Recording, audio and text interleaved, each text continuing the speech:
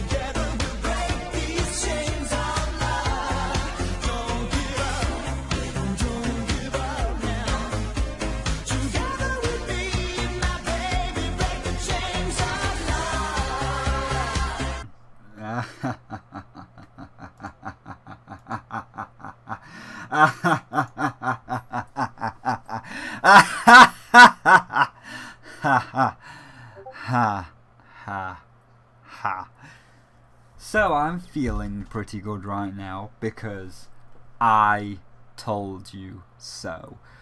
So despite all the controversy with loot boxes, Nintendo is adding loot boxes. First of all, I would just like to go on record, I'd just like to point this out for everybody that constantly kept giving me thumbs down on that Metroid video. Everybody always constantly trying to defend Nintendo like I was the bad guy. I've had Midnight do it, I've had Swoop do it, I've had half my Discord do it. Nintendo's not as bad as every AAA company. You're over-exaggerating, Spyro. That thing where they locked an entire mode, i.e. Fusion mode, behind the Metroid amiibo and only true fans could get access to the Metroid amiibo. Back then, I said that was a scummy thing to do, and that just proves that Nintendo is just as bad as Activision, just as bad as Ubisoft, just as bad as everybody else. When they made the partnership program, which doesn't even exist in the UK, and they're constantly content IDing videos, taking everybody's ad revenue despite some reviews being fair use. No, they're not as bad as Activision. It's just their way of protecting their IP. Bullshit excuse. Bullshit excuse. You're overreacting, Spyro. They're not as bad as Activision. They're not as bad as EA. Yet here on Nintendo, being as bad as Activision and being as bad as EA.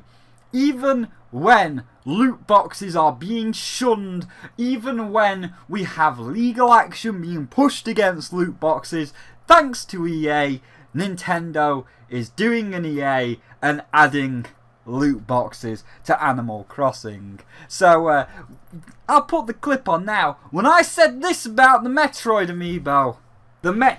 amiibo and Fusion mode. Now, this particular mode cannot at all be obtained in the game at all.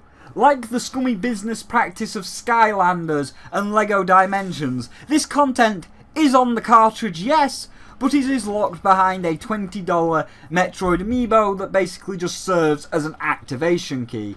And if you don't have this amiibo, you're not playing Fusion mode at all, with the creator making one of the most insulting and pathetic statements I've ever read. So, for our fans who purchased the respective figurines, fans in quotation marks, will get a harder challenge. I think we have a lot of fans, you fucking won't after this. And for the fans who purchase our amiibos out of love for the series, in addition to having a beautiful figurine we want to give them something in exchange, namely to be able to unlock fusion mode, which is even harder than hard mode. Which brings us to our next question of how difficult is hard mode compared to fusion mode.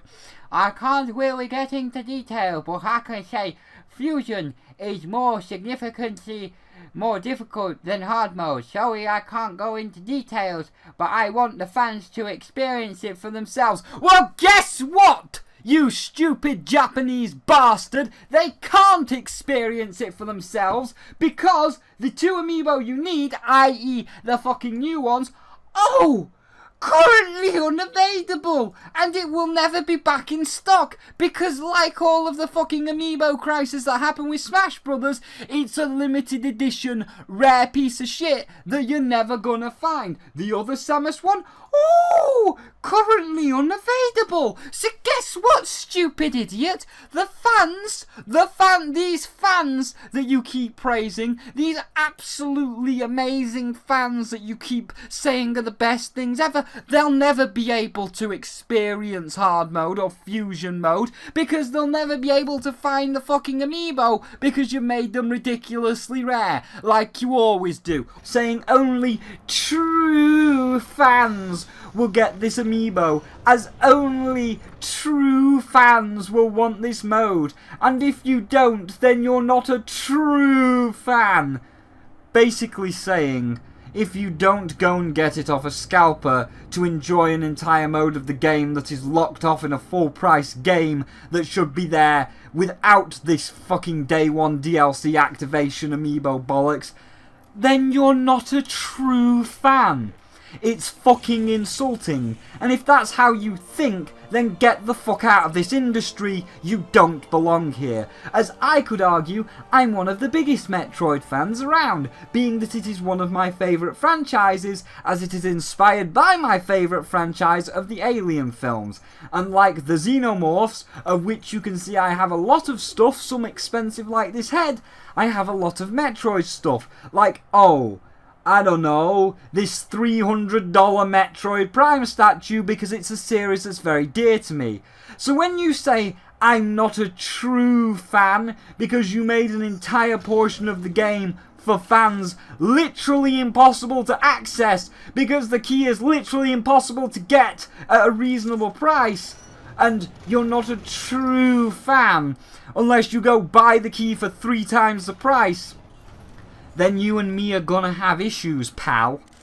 And yes, the Metroid and Samus Returns amiibos are completely unavailable on Amazon and everywhere else because, like the SNES Mini, the pre-orders went up at 2 AM for scalpers to take their fill, not only rendering them impossible to find or to get at a reasonable price, but also, because they are now impossible to get, completely locking off an entire mode crucial to the legacy of the game and the fans that wanted to see it.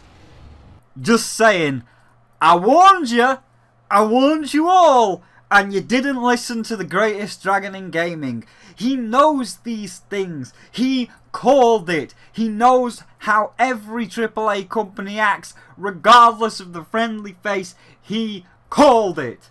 But anyway, let's discuss it, shall we? So let's read the 2 paragraphs. So, as it says, there's trouble in paradise as Nintendo adds loot boxes to Animal Crossing Pocket Camp, just as Activision Blizzard would do. In an uncomfortable but not entirely unsurprising move, Nintendo has introduced loot boxes to Animal Crossing Pocket Camp. The new update patches in are a set of gacha-style fortune cookies which offer a randomized set of clothing, props and furniture items for your virtual community. There are also a set of premium fortune cookies which offer a chance of even better items for a higher price. Let's just right there, because Guess how you get them. Guess how you get the premium stuff. It's a premium currency. It's real world money.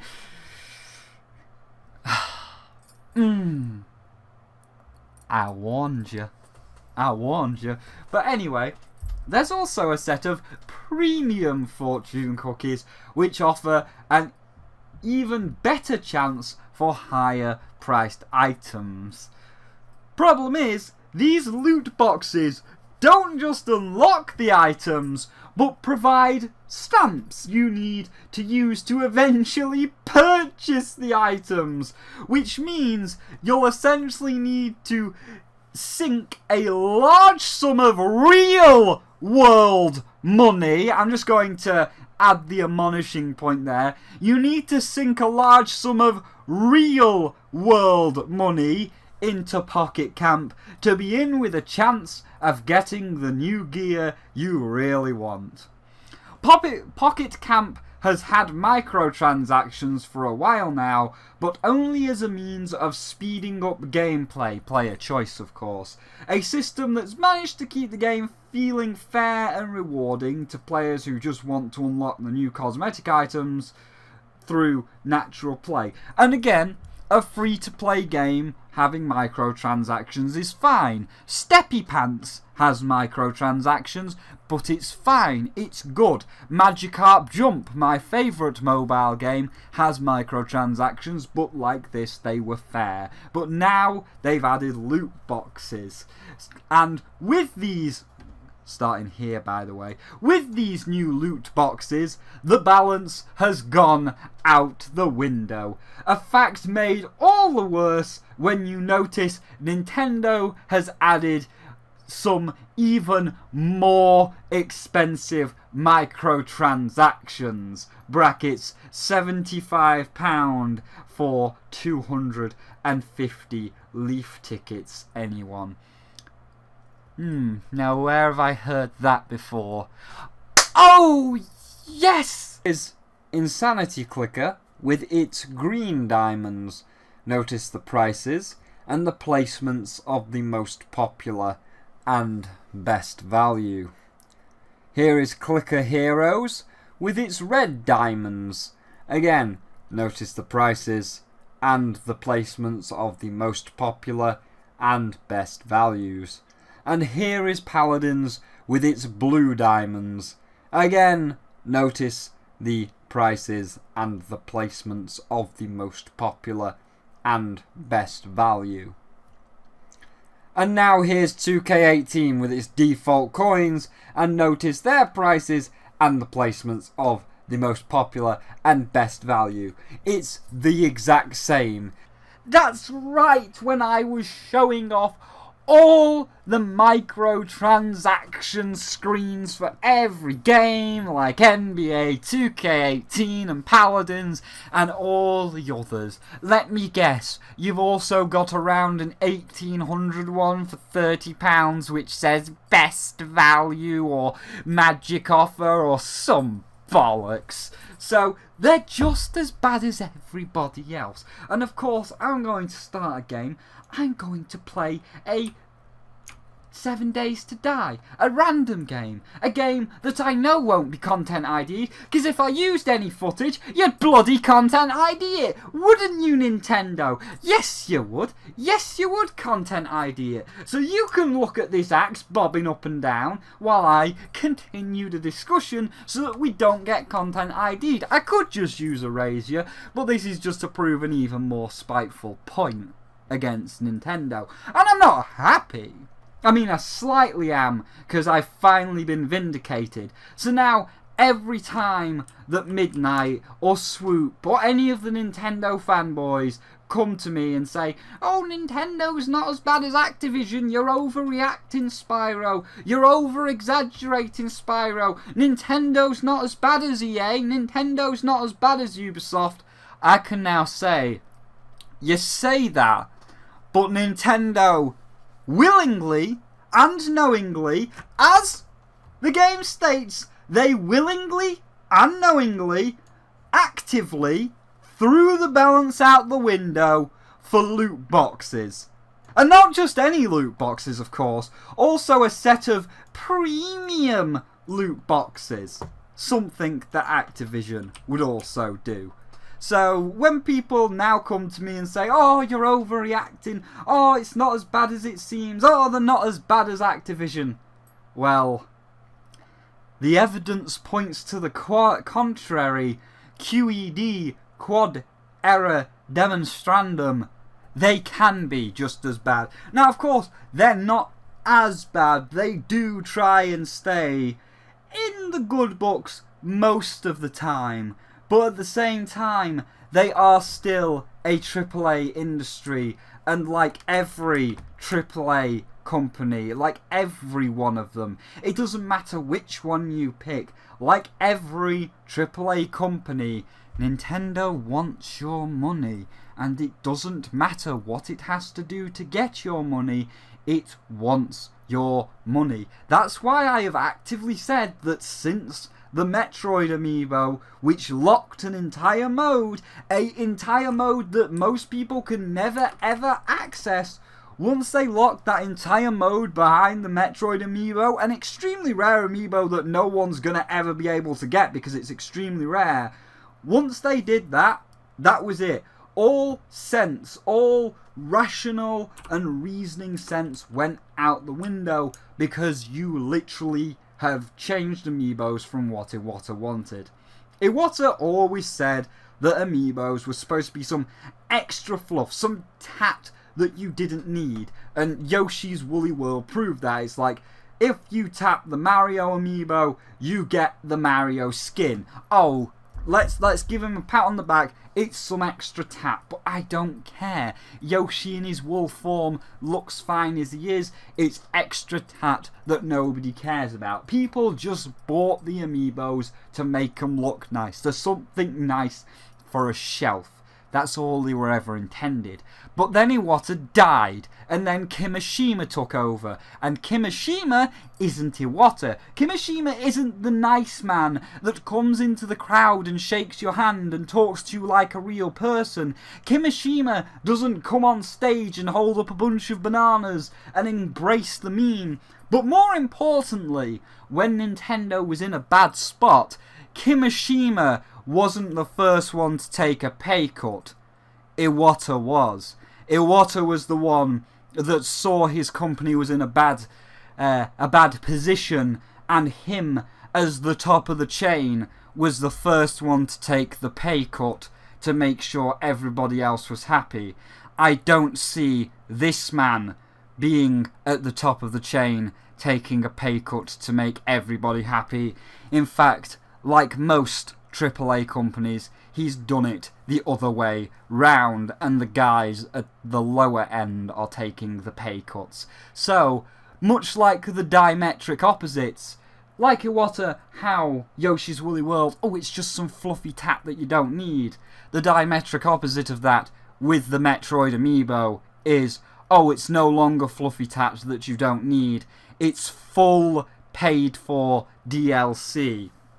If you want Fusion Mode, you have to pay $20 for a plastic toy with the DLC on it. You have gated content, paid content behind a $20 toy.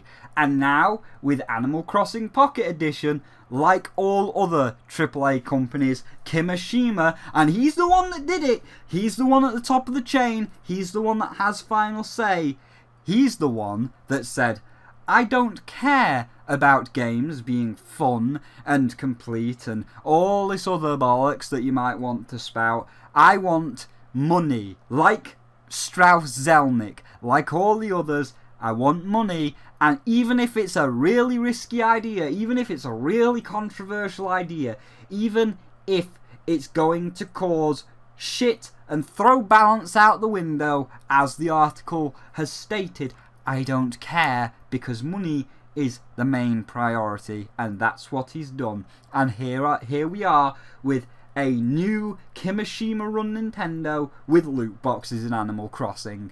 So, that's shit. That sucks. I fucking hate that sucks. And that's why, dear children, Not only should you listen to the greatest dragon in gaming, but that's why you shouldn't give Nintendo a free pass. Yes, they have done some amazing things. Mario Odyssey is probably one of my favourite games last year. It's amazing. The Switch is probably my most favourite console of all time, barring maybe a couple of the older ones like the PlayStation 2.